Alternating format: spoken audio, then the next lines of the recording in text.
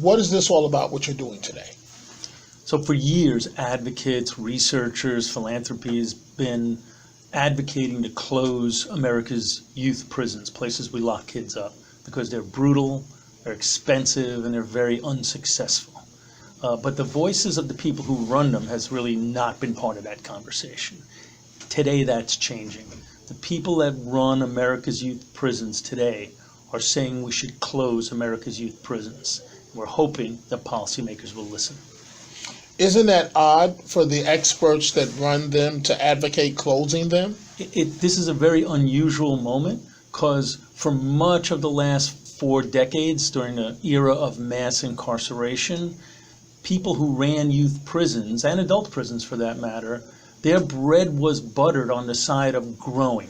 Their budgets got bigger, they got more staff, they got more prestige.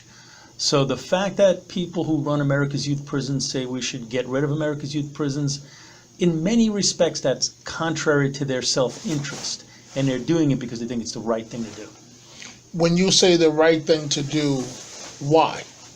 Kids get brutalized in these places. 1 out of 8 get sexually assaulted.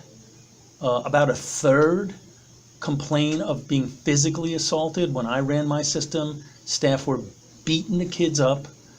They were sexually assaulting them. They were sexually assaulting each other, and they were selling them drugs. And that is not uncommon. So that's one reason. The other reason is they cost on average $150,000 a year. In New York, it's $250,000 a year. And 70 to 80% of them get rearrested when they come out. So it's a stunning failure rate given the investment that we're putting into them. And the leadership in the system is saying we have to be able to find a better way to do this. So, Mr. Schiraldi, let me make sure I got this right. You said in New York it's $250,000 per child? It is $250,000 per child. And one of the interesting things is New York is a leader in this space. In 2012, Governor Cuomo and Mayor Bloomberg got a bill called Close to Home passed. We moved 500 kids out of state custody into New York City. 100 of them are now in homes in New York City. All the rest are home with services.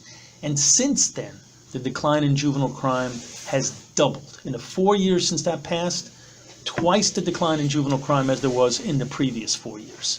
So I don't know whether Close to Home caused that or not. I'm not saying that.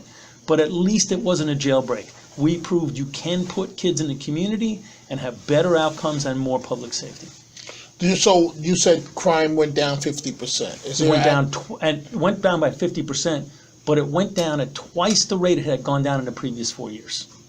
So it had gone down like 24% in the previous 4 years, and it went down 53% in the first 4 years of Close to Home. Is there anything, because you're the expert. I can give you the data on that if you want.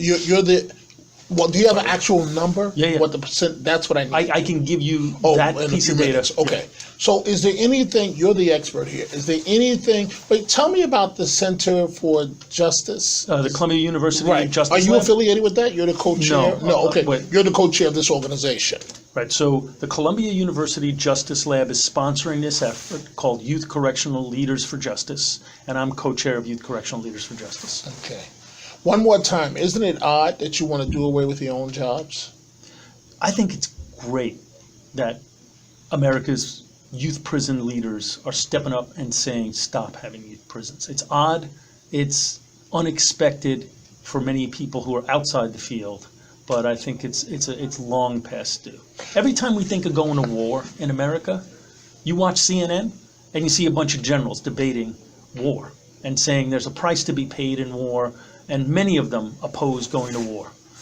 When we want to build a juvenile facility, or when there's an atrocity at a facility and some kid gets beaten up, or there's sort of scandal, you rarely hear from people who run these systems, and that needs to change. We don't need to be the only voice, but we need to be a voice in this debate and say to policymakers, this is bad policy. This is not the way we should treat our young people. None of us would want our own kids treated this way, and we should stop treating largely black and brown kids this way.